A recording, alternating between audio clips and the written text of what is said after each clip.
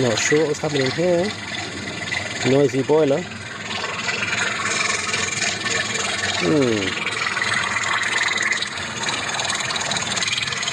Very strange.